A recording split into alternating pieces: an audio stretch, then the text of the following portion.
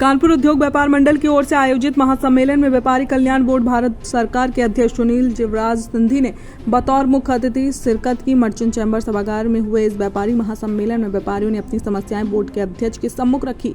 व्यापारी नेताओं ने शिक्षक और स्नातक विधायक की तर्ज पर व्यापारी विधायक की भी मांग की।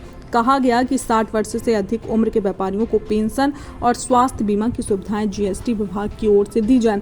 इस दौरान व्यापारी एकता का नारा बुलंद किया गया। कानपुर विक्रय ऑनर्स एसोसिएशन के अध्यक्ष गोपी श्रीवास्तव ने अपनी समस्याओं को भी रखा और समस्याओं से निजात दिलाने के लिए अपनी बात कही, जिसमें उनके साथ घनश्याम छाबड़ा, महामंत्री विजय बलदानी, कोषाध्यक्ष आदि सदस्य उपस्थित रहे। संवाददाता अनिल वर्मा की खास रिपोर्ट।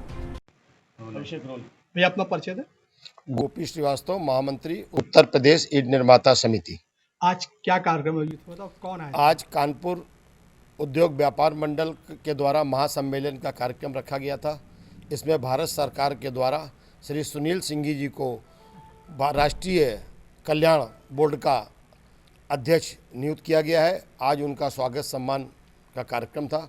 उसमें हमारे कानपुर नगर के सारे व्यापारी इकट्ठा हुए थे और उसमें मैं चूँकि ईंट व्यवसायी खुद हूँ, तो मैंने उनके समक्ष ईंट निर्माताओं की समस्याओं को बड़े विस्तार से रखा। प्रमुख समस्या इसमें ये जो हमारा उद्योग इस समय खतरे पे है। 24 फरवरी तक अगर भारत सरकार ने इस समस्या को नहीं सुलझाया तो ये उद्योग बंद हो जाएगा।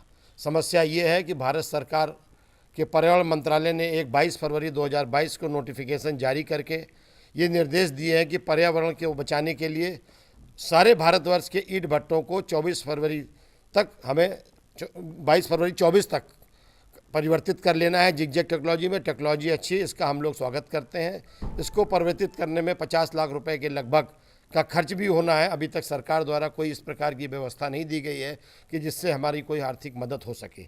अगर इसमें सरकार द्वारा समय नहीं बढ़ाया जाता है इसको परिवर्तित करने के लिए तो हमारे उद्योग को बंद हो जाएगा। 1996 में फिक्स चिमनी बनाने का नियम आया था। उस समय की वर्तमान सरकारों ने धीरे धीरे करके 5 साल का समय हमको बढ़ाया था। उसी प्रकार आज इस जिगजैग टेक्नोलॉजी में ईंट भट्टों को परिवर्तित करने के लिए इतने कारीगर, टेक्निकल कारीगर उपस्थित नहीं हैं कि सारे भारतवर्ष में एक साथ इतने भट्टों को परिवर्तित किया जा सके। इसलिए भारत सरकार से हम लोगों ने मांग की है। आज हमने अध्यक्ष कल्याण बोर्ड से भी निवेदन किया है कि माननीय प्रधानमंत्री जी के द्वारा हमारी इस समस्या का निदान कराएं कि संपूर्ण भारतवर्ष का उद्योग, अगर आप द्वारा इस समस्या का उद्धार नहीं कराया गया तो ये उद्योग हमारा 24 फरवरी को बंद हो जाएगा। पूरे इसमें जितना भी कर्मचारी, 40 लाख कर्मचारी उत्तर प्रदेश में सिर्फ इसमें कार्य कर रहा है। पूरे देश में तो काफ़ी कर्मचारी करोड़ों की मात्रा में काम कर रहा है। अगर ये बेरोजगार होगा तो इसकी सारी जिम्मेदारी भारत सरकार की होगी। ऐसी मांग हमने की है और माननीय सुनील सिंघी राष्ट्रीय व्यापारी कल्याण बोर्ड के तत्वाधान में कानपुर उद्योग व्यापार मंडल द्वारा आयोजित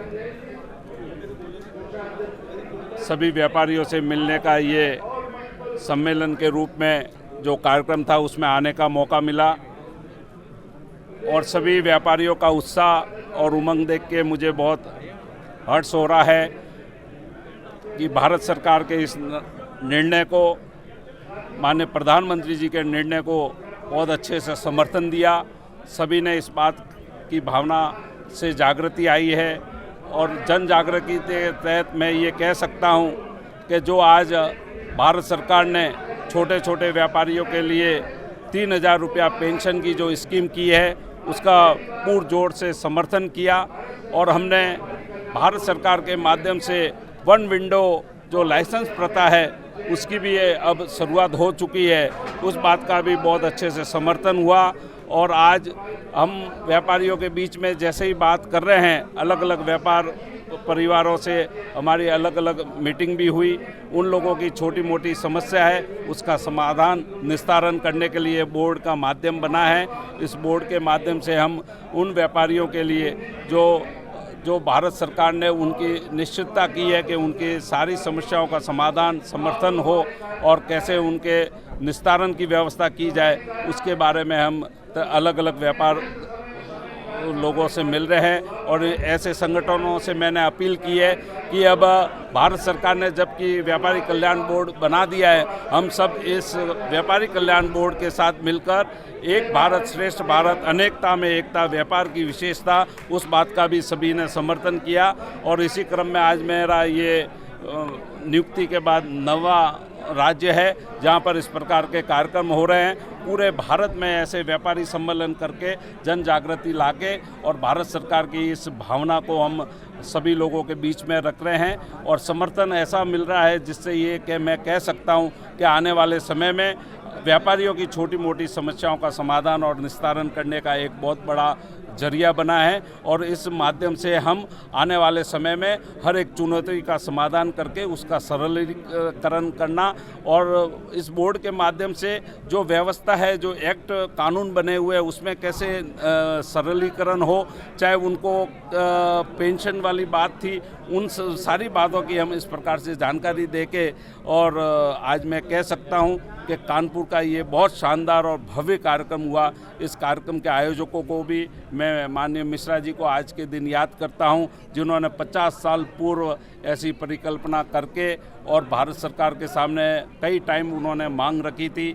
किसी सरकार ने इस बात को नहीं माना, लेकिन माननीय मोदी सरकार ने इस बात को माना और इस प्रकार का बोर्ड की रचना की और इस बोर्ड के माध्यम से अब व्यापारियों की समस्या का समाधान और निस्तारण के लिए एक बहुत बड़ी व्यवस्था बन चुकी है। धन्यवाद।